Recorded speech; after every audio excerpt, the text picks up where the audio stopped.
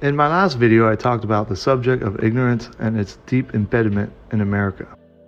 This time, I will move away from American history and take on more of a philosophical and scientific tone. I think this is a vitally important subject, as much of what's wrong in politics and history can be attributed to irrational thought and illogical thought. How do you know something is what it is? How do you know what you yourself know is real and factual? How can you prove the cause and effect of something? These are questions that have been asked since the very early days of civilization. Luckily for you, in the year 2020, humans have developed a few methods to separate facts from fiction, and ultimately reach solutions and conclusions that are honest, truthful, and accurate. The only problem, it seems to me, is that many people either don't know about these methods or at least don't care to use them. In this video, we're going to touch base on the laws of thought for the purpose of logical thinking, and we will get into logical fallacies and reasonable argument. Communication is without a doubt one of the most fundamental things about human life. We are able to exchange complex messages through sound and make another living person understand what we are trying to communicate with mere brushes of the tongue. The fundamental reason why this is possible is because of law of contradiction. When I say a pen, you know exactly what I am talking about, without even having to see what I am holding. A pen is a pen. It's not a prick, it's not a car, it's a pen.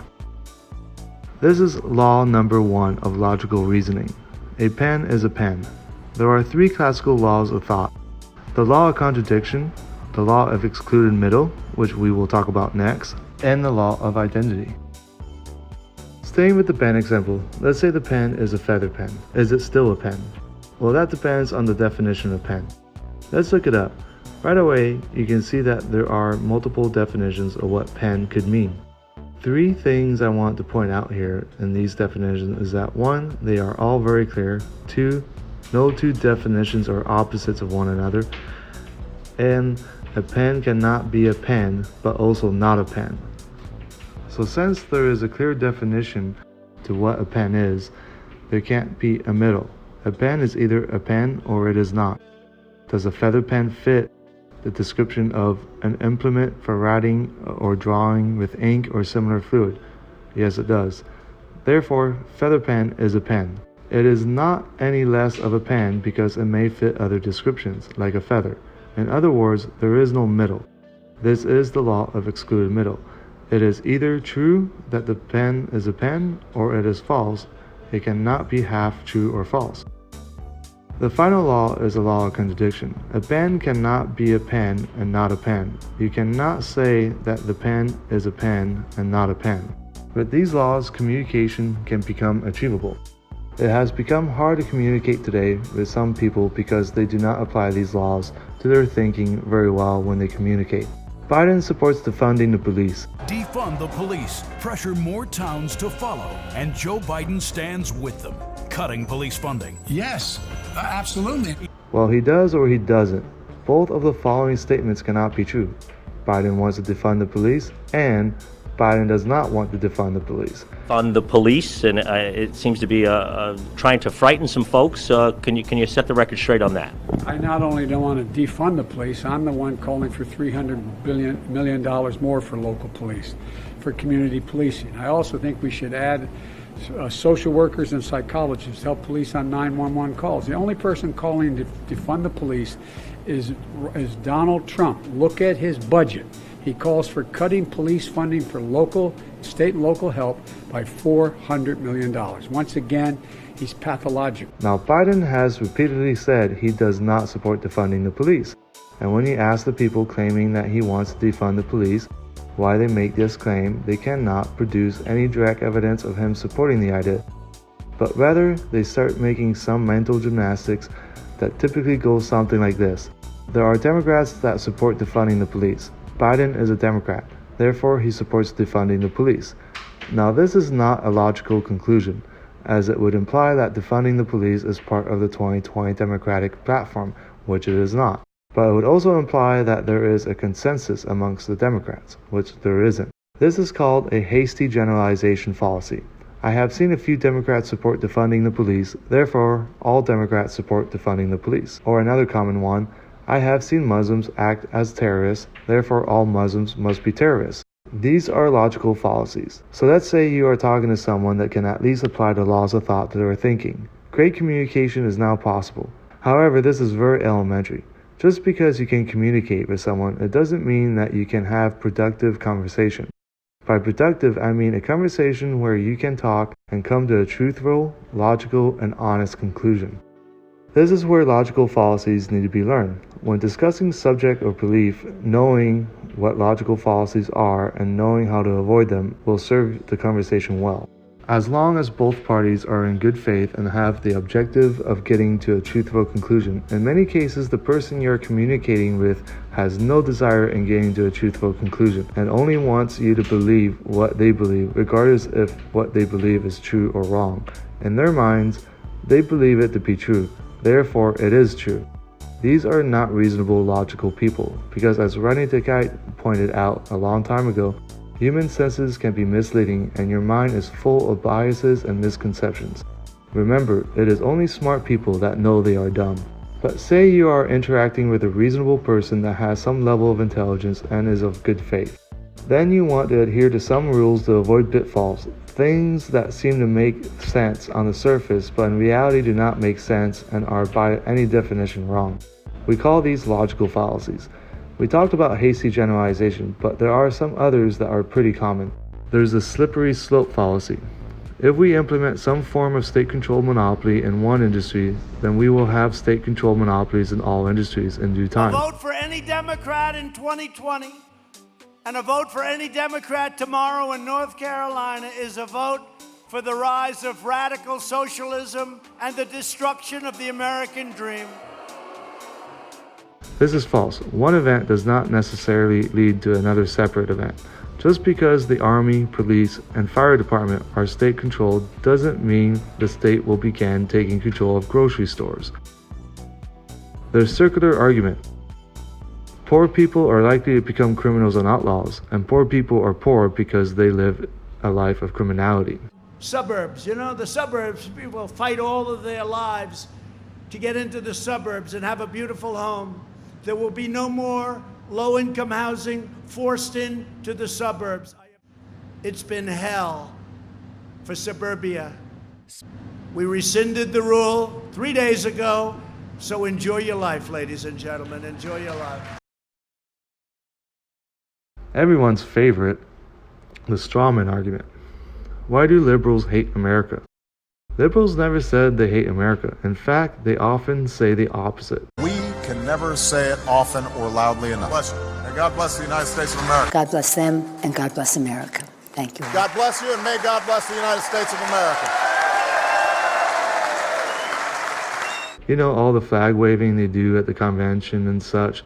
They just think America could improve in some cases, but instead of arguing the argument itself, America could be more inclusive, you decide to create a false stance that was not made and start attacking that stance, ignoring the actual point that was made.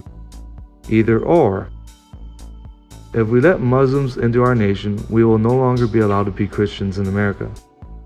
This fallacy assumes that there is only two possible outcomes out of an event. Now, don't get me wrong, sometimes there is such situation where there are only two possible outcomes, but often this is not the case, and the arguer falsely claims it is. I want to talk to you about first, and this no-go zones. Talk to me about that. Right.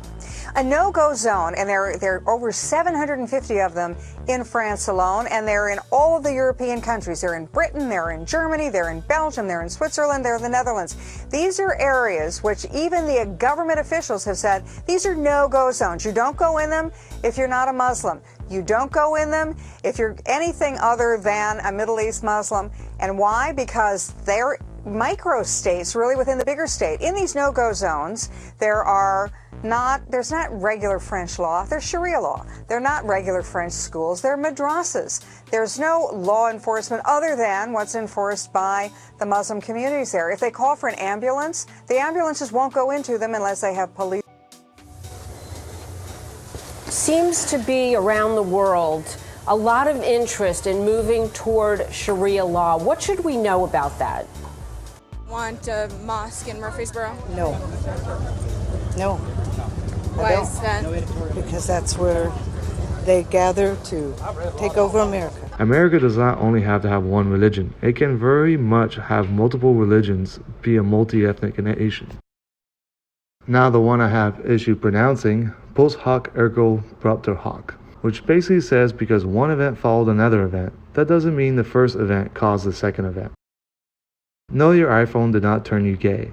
You were always gay and something you saw on your phone made you realize it. Another very common one is red herring. You want to let illegal immigrants live in the USA, but what about the people that have been murdered by illegal immigrants? Similar to a straw man, this is an argument taken off course. However, instead of setting up a fake stance like the straw man, this one often uses isolated incidents somewhat related to the argument in order to try to corrupt the actual argument, when in reality, the diversion only serves to divert away from the actual topic. In this example, they use a red herring to make it seem like immigrants are dangerous, but in reality, the evidence supports the opposite. So a red herring is set up to avoid the actual topic and to use sensationalism to distract and divert. The genetic fallacy. The most blatant example of this one is pertaining to how Democrats were once the party of the South and slavery, while the Republican Party was the party of the North and abolitionists. The genetic fallacy states that you cannot judge a thing or person based on its origin. Although this is true that the Democratic Party was the party of the Confederate States, we will no longer see Confederate flags flown by Democrats and their supporters. You will not see Democrats champion lost cause of sentiments. You don't see the southern states send Democrats to DC anymore, vice versa with the Republicans and the North. Even the colors of these parties have switched, where the Unionist Republicans used to have blue as their color and the Southern Democrats red. Now they are the opposite, with blue being affiliated with the Dems and the red with the GOP. Ad populum fallacy. This is probably one of the oldest ones in the book. This is a fallacy that appeals to your sense of pride instead of mounting a rational argument. Do you believe the hacking was justified, and will you release your tax returns to prove what you're saying about no deals in Russia? Well, I'm not releasing the tax returns because, as you know, they're under audit. Since the 70s, has had a required audit from the IRS. Gee, I've never heard that. But as I've never heard president, that. sir, You know, the only one that cares about my tax returns are the reporters. Okay, you don't think the American public is concerned about No, I that? don't think so. I won. Do you believe the hacking? Became president. No, I don't think they care at all. I don't think they care at all. I think you care. I think you care. First of all, you learn very little from a tax return. What you should do is go down to federal elections and take a look at the numbers. And actually, people have learned a lot about my company, and now they realize my company is much bigger, much more powerful than they ever thought. We're in many, many countries, and I'm very proud of it. Now here's one I often fall guilty to, the moral equivalency fallacy. This basically says that you equivalent one thing to be as morally the same or worse than another. Obama is like Hitler, Biden is like Stalin, or Bernie Sanders is like Hugo Chavez. These comparisons at their core are unfair and inaccurate. They are different on many levels, and you try to group them together. Begging the claim fallacy. The radical left must be stopped. The anti-police crusade from the Democrats and the radical left and radical left Democrats also has to stop. The left-wing war on cops puts our officers in danger and our communities at very grave risk. Can't do this. Biden described the police as the enemy. They're not the enemy. They're the friend. They're our friend.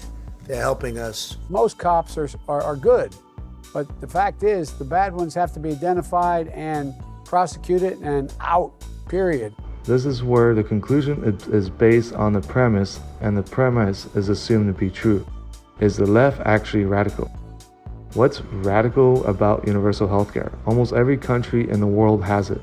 But even on the universal healthcare front, many Democrats don't even support it. In most nations, the Democrats would be considered a far-right ideological party. Calling them radical is not correct, and saying they have to be stopped because they are radical is not a logical thing to say. And finally, the ad hominem fallacy. This is where instead of engaging in a respectable way, you decide to attack them personally. Oh, Sleepy Joe. Oh, he's running tomorrow. They're doing anything they can to get this sleepy guy into the White House, and I just don't think the public is going to fall for it. By the way, sleepy Joe Biden never got in. China would own the United States. They'd own it.